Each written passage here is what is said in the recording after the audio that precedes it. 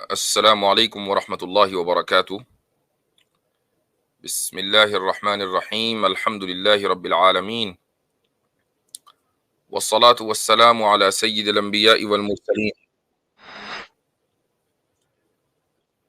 وعلی آلہ وصحبہ اجمعین، اما بعد۔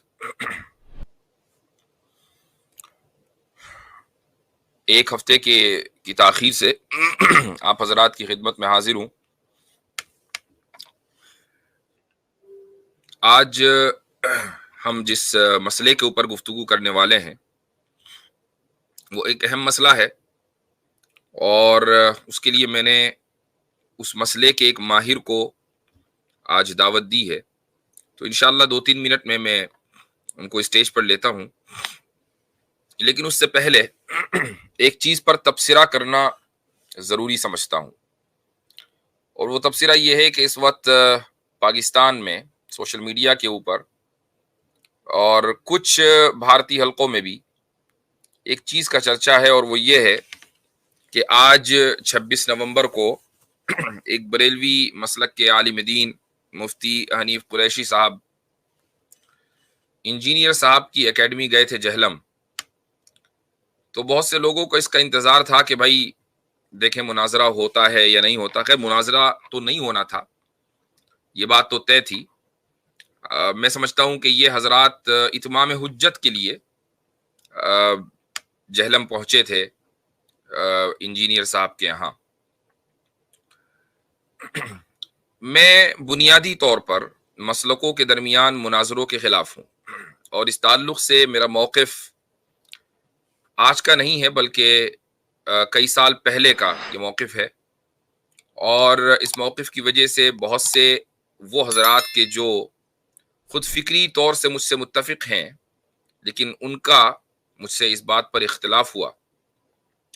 میں نے باقاعدہ اس تعلق سے ایک لمبی چوڑی تحریر بھی لکھی تھی کہ جس میں میں نے بہت سے علماء کے حوالوں سے یہ بات درج کی تھی کہ مسلکی مناظریں دراصل حق اور باطل کا فیصلہ نہیں کرتے، بلکہ ان مناظروں سے امت کی خلیج میں مزید اضافہ ہوتا ہے۔ تو یہ بنیادی موقف ہے۔ لیکن یہ جو صورتحال ہے جو انجینئر صاحب سے مناظرے سے ریلیٹڈ ہے وہ تھوڑا سا مختلف ہے۔ وہ مختلف اس معنی گر ہے کہ انہوں نے آلریڈی امت میں جتنی خلیج تھی اس کو پاٹنے کے بجائے اس میں اضافہ ہی کیا ہے، اور پھر اس کے بعد اگر وہ یہ کہتے کہ میں مناظروں کا قائل نہیں ہوں میں کسی سے مناظرہ نہیں کروں گا، تو ٹھیک ہے، بات مناسب تھی کہ بھئی میں اپنا موقف رکھتا ہوں، آپ کو اچھا لگتا ہے آپ قبول کیجئے، اور آپ کو اچھا نہیں لگتا تو آپ مسترد کر دیجئے، میں مناظروں کا قائل نہیں ہوں۔ لیکن وہ یہ کہتے ہیں کہ نہیں میں مناظرے کا قائل ہوں لیکن میں اس وقت کروں گا کہ جب آپ فلاں مسلک کے فلاں عالم سے اور فلاں مسلک کے فلاں عالم سے لکھوا کر لائیں۔ حالانکہ یہ جو مکاتب فکر ہوتے ہیں یا آپ ان کو لوز لینگویج میں مسالک کہہ لیں، یہ مکاتب فکر ہیں، تو ان مکاتب فکر میں کوئی سنگل اتھارٹی نہیں ہوتی کہ بھئی ایک عالم ہے وہ اتھارٹی ہے۔ ہاں کچھ علماء سینئر ہوتے ہیں، کچھ جونیئر ہوتے ہیں، کچھ مڈل ایج ہوتے ہیں، وہ ہر جگہ اور ہر نظام اور ہر ادارے میں اس طرح کے افراد مل جائیں گے۔ حکومت میں آپ دیکھ لیجئے کہ کچھ افراد سینئر عہدیدار ہوں گے تو کچھ جونیئر ہوں گے، آپ فوج میں دیکھ لیجئے کچھ افراد سینئر عہدیدار ہوتے ہیں تو کچھ جونیئر ہوتے ہیں۔ ایسے ہی مکاتب فکر مدارس ہیں کہ ان میں کچھ سینئر عہدوں پر ہیں تو کچھ جونیئر۔ مکاتب فکر میں کوئی عہدہ نہیں ہوتا، ایک آدمی اپنے علم کی وجہ سے جانا جاتا ہے، اس کی جو بھی تعظیم و توقیر ہوتی ہے وہ اس کے علم کی وجہ سے ہوتی ہے، ورنہ اس میں کوئی عہدہ نہیں ہے کہ جی فلاں صاحب جو ہیں فلاں مفتی صاحب وہ فلاں مسلک کے پریزیڈنٹ ہیں، ایسا کچھ نہیں ہوتا۔ تو یہ مطالبہ اپنی جگہ ایک سمجھ لیجئے کہ بچکانہ مطالبہ ہے، میں بہت احتیاط سے الفاظ استعمال کرنا چاہتا ہوں اور کر رہا ہوں، اور اس کی وجہ یہی ہے کہ میرا مقصد ہرگز بھی امت میں تفریق اور انتشار پیدا کرنا نہیں ہے، لیکن چونکہ ایک بڑا واقعہ ہوا ہے تو اس پر تبصرہ کرنا اور اپنا موقف سامنے رکھنا بھی ضروری ہے۔ تو جب کوئی عہدہ مسلکوں میں ہوتا ہی نہیں ہے، مکتب فکر میں کوئی ذمہ داریاں تقسیم نہیں ہوتی ہیں، تو یہ مطالبہ کرنا کہ میں فلاں صاحب لکھ کر دے دیں یا ویڈیو پر بیان دے دیں تو میں تب مناظرہ کروں گا، یہ غلط بات ہے. یہ مناظرے سے راہ فرار اختیار کرنا ہے.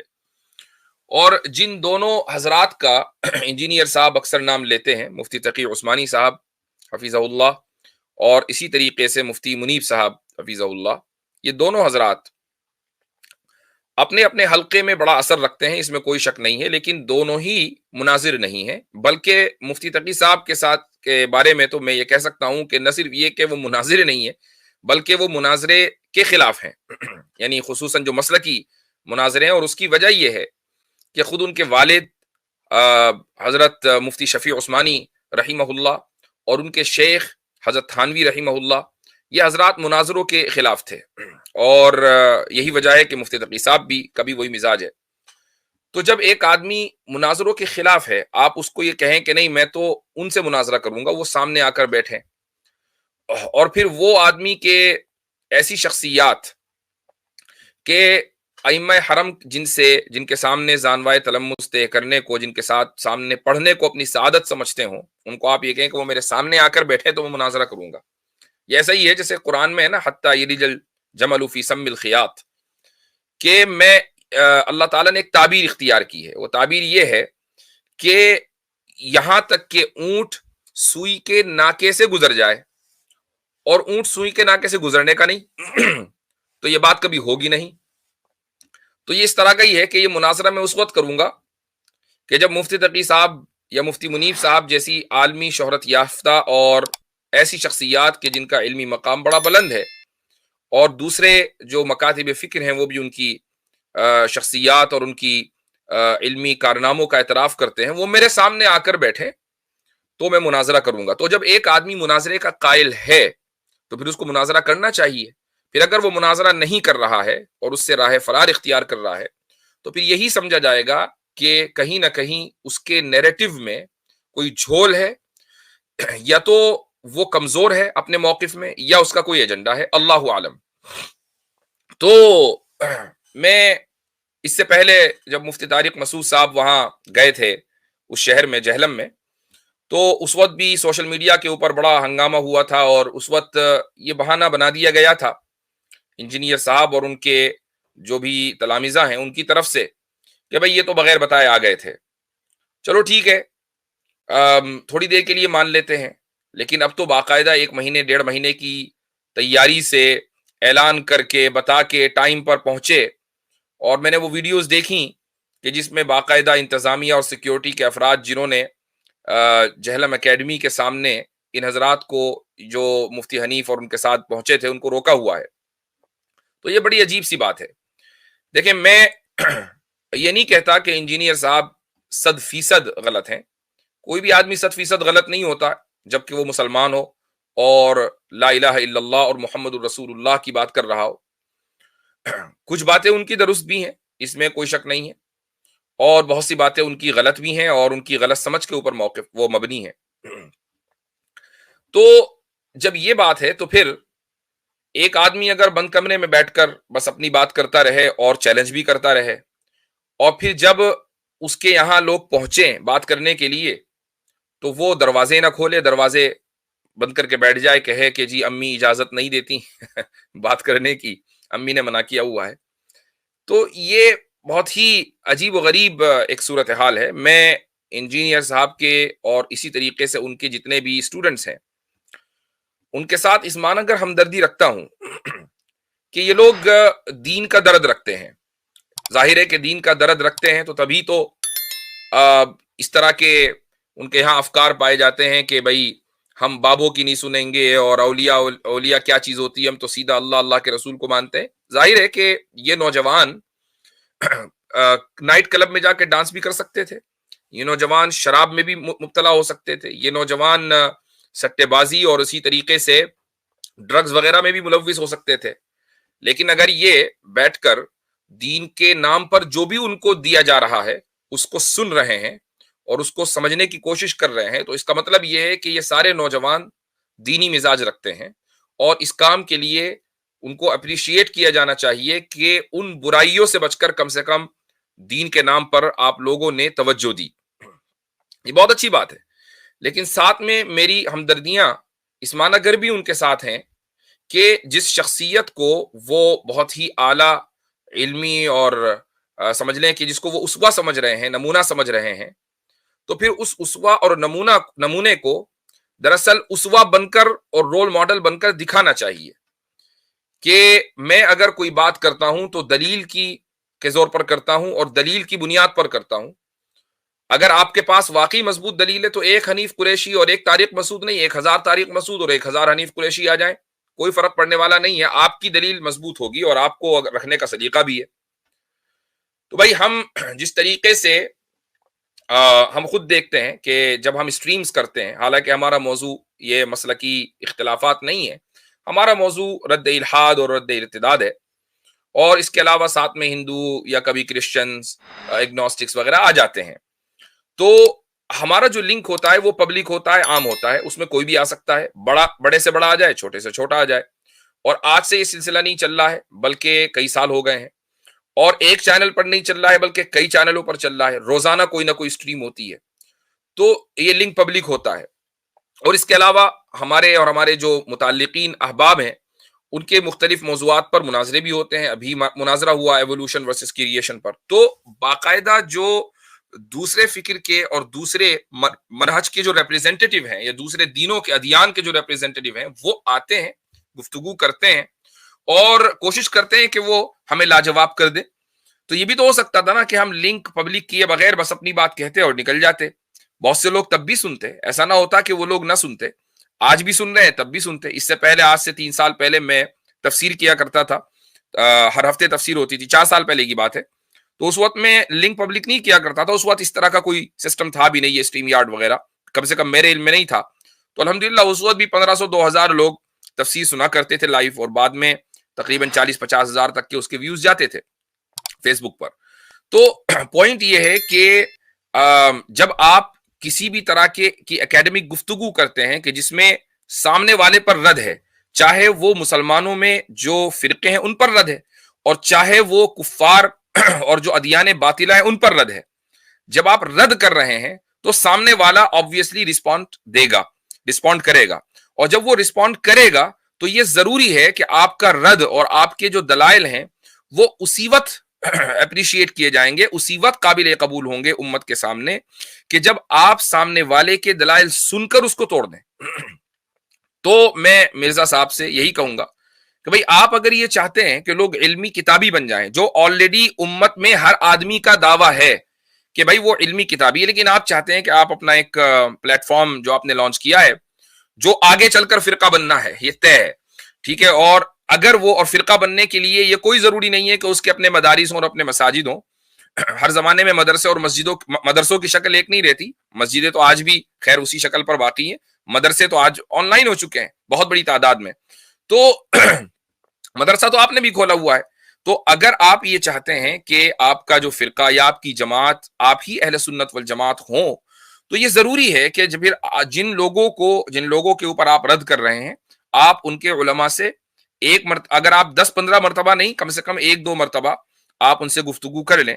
مجھے معلوم ہے کہ بہت سی مرتبہ ہم بھی ہر ایک سے گفتگو نہیں کرتے، چونکہ ہمیں کوئی بھی چیلنج دے دے اٹھا کے جی مجھ سے گفتگو کرو تو ہم اس کے یہاں نہیں پہنچ جاتے. اللہ یہ کہ وہ خود آ جائے تو ہم گفتگو کرتے ہیں، اس کے یہاں نہیں پہنچ جاتے.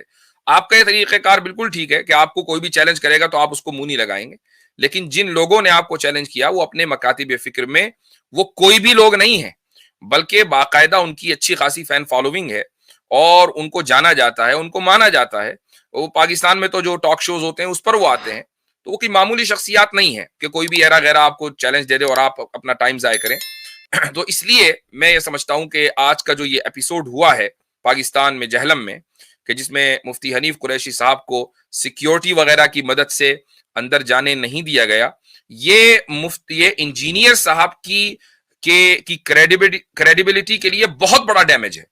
اور یہ ان کے اسٹوڈنٹس کو سنجیدگی کے ساتھ غور کرنا چاہیے کہ آخر ایسی شخصیت کے جو ہمیں دین کے قریب لانے کی کوشش کر رہی ہے، وہ ان لوگوں کے ساتھ بات کیوں نہیں کرتی کہ جن کے خلاف وہ اپنے کمرے میں وہ شخصیت دن رات بیٹھ کر بات کرتی ہے. جب وہ لائیو آتے ہیں تو کیوں ان کے ساتھ بات نہیں ہوتی؟ بھائی دودھ کا دودھ پانی کا پانی ہو جائے گا. آپ کے پاس چونکہ مضبوط دلائل ہیں، آپ مفتی حنیف قریشی کو اس طریقے سے لاچار اور کر دیتے کہ وہ کوئی بھی دلیل دینے کی صلاحیت نہ رکھ پاتے. آپ اس طریقے سے اپنے مضبوط دلائل دیتے, پھر دیکھتے آپ کی واہواہی کتنی ہوتی. اور ابھی آج شاید پتہ نہیں کتنے, غالباً 1 ملین 1.5 ملین کتنے بھی سبسکرائبر ہوں گے, آپ کے 5 ملین سبسکرائبر ہوتے, ہم بھی آپ کے سبسکرائبر بن جاتے, تو آپ کم سے کم اس چیز کو واضح کرتے. لیکن یہ بڑے افسوس کی بات ہے.